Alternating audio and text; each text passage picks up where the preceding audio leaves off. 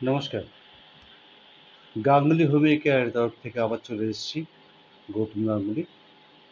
প্রতিদিনের মতো আজও একটি রোগ নিয়ে আলোচনা করব। আশা রাখছি আপনারা সবাই ভালো আছেন। প্রচণ্ড গরম, এর মধ্যে গরমের থেকে আগের দিন আমি আলোচনা করেছিলাম প্রচুর ফোড়া হচ্ছে গায়ে।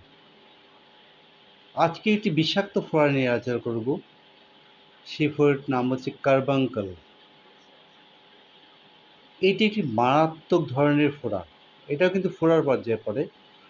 ৫-৬খানা মুখ হয়, অনেকটা বোলতার চাকের মতন। আর যার হয় তার প্রচণ্ড ব্যথা হয়, কষ্ট হয়। এটি জেনারেলি ঘাড়ে হয় বা বগলের তলায় হয় বা পিঠে হয়, বিভিন্ন জায়গা বিশেষে হয়। আর এই কার্বাঙ্কাল কিন্তু ভীষণ ছোঁয়াচে। যারা এই কার্বাঙ্কাল রোগীর পাশাপাশি থাকেন তাদেরকে বলবো আপনারা খুব সাবধান থাকবেন। এই রোগটি থেকে মুক্তি পাওয়ার জন্য আমি কিছু আজকে ওষুধ বলবো এবং প্রথমে বলে রাখবো, যাদের সুগার আছে যাদের সুগার রোগীদের যদি কার্বাঙ্কাল হয় তাদের অবশ্যই আর্সেনিক অ্যালবা 200 দিন। আর সবার প্রথম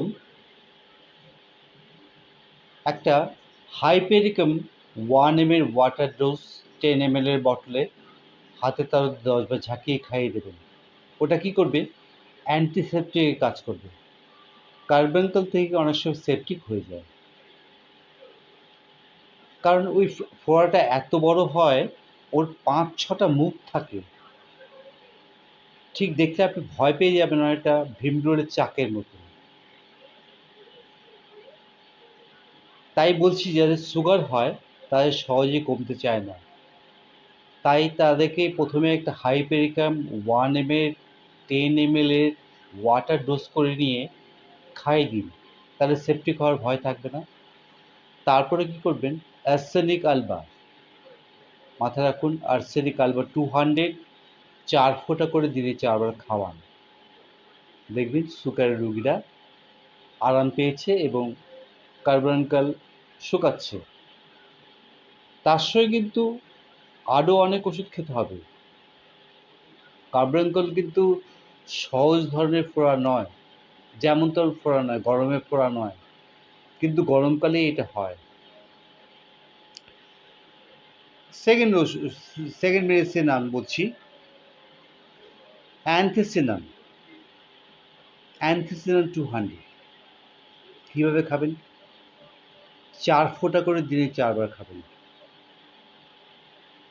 অ্যান্থিসিনাম 200 4 ফোঁটা করে দিনে 4 বার খাবেন।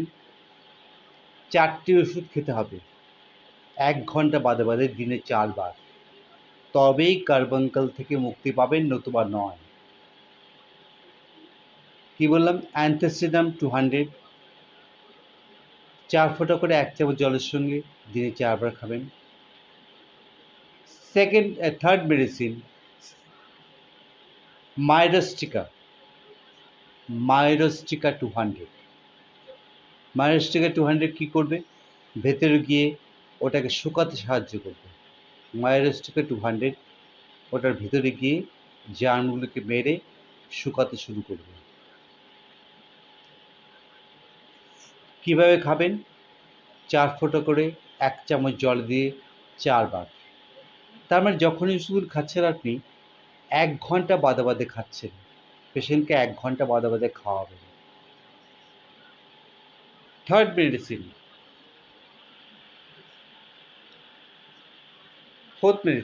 থার্ড মেডিসিন নয়, ফোর্থ মেডিসিন ট্যারেন্টুলা 200।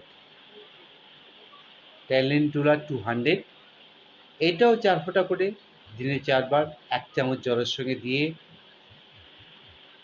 ওই 1 ঘন্টা বাদ রেখে খাওয়াবেন। আর কি করবেন?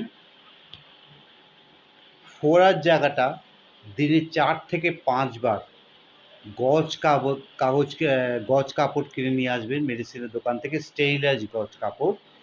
ওটায় কেটে কেটে ইচিনিশিয়া মাদার দিয়ে ভালো করে, ইচিনিশিয়া মাদার আর ক্যালেন্ডুলা মাদার, এই দুটো একসঙ্গে 10-15 করে মিশিয়ে ওই গজ কাপড়টা ভিজিয়ে নিয়ে ফোড়ার মুখগুলি ছাড়িয়ে দেবেন, যাতে ভেতর থেকে পুঁজগুলি বেরিয়ে আসে।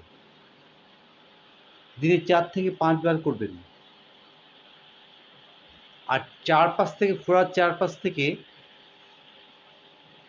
ফোড়ার চারপাশে একটু গরম সেক দেবেন। গরম জলের মধ্যে বোরিক পাউডার মিশিয়ে নিয়ে 1 কাপ জলের মধ্যে হাফ কাপ গরম জল নেবেন, তার মধ্যে বোরিক পাউডার মিশিয়ে নেবেন, ওই গজ কাপড় দিয়ে ফোড়ার চারপাশে আস্তে আস্তে সেক দেবেন, তাহলে দেখবেন ফোড়াটা তাড়াতাড়ি ফেটে গেছে। এই কার্বাঙ্কালকে বসতে দেবেন না। আমি যে সমস্ত ওষুধগুলি বললাম সেগুলো কিন্তু সব ফোড়াটাকে ফাটাতে সাহায্য করবে। ফেটে যখন যাবে না, দেখবেন ওর থেকে প্রচুর পরিমাণে পুঁজ রক্ত বেরোচ্ছে। ওগুলোকে ভালো করে গজ কাপড় দিয়ে ইচেরেশিয়া আর ক্যালেন্ডুলা মাদার দিয়ে পরিষ্কার করে ওখানে গজ কাপড় দিয়ে রাখুন। তুলো দেবেনই না, তুলোর মধ্যে যে রোয়া আছে ওইগুলো ফোড়ার মধ্যে লেগে যাবে, ওগুলো সেপ্টিক হয়ে যাবে। কিন্তু গজ কাপড় দিয়ে ঢেকে ভালো করে ঢেকে রাখুন ওটাকে, ওখানে যেন কোনো বাইরে থেকে ধুলোবালি লাগতে না পারে। প্রচণ্ড গরম, প্রচুর পরিমাণে জল খাবেন। বাইরের থেকে এসে চটজলদি ফ্রিজে এসি রুমে ঢুকবেন না। দিনে 2 থেকে 3 বার স্নান করবেন, দেখবেন ভালো থাকবেন, অনেক রোগ থেকে মুক্ত থাকবেন।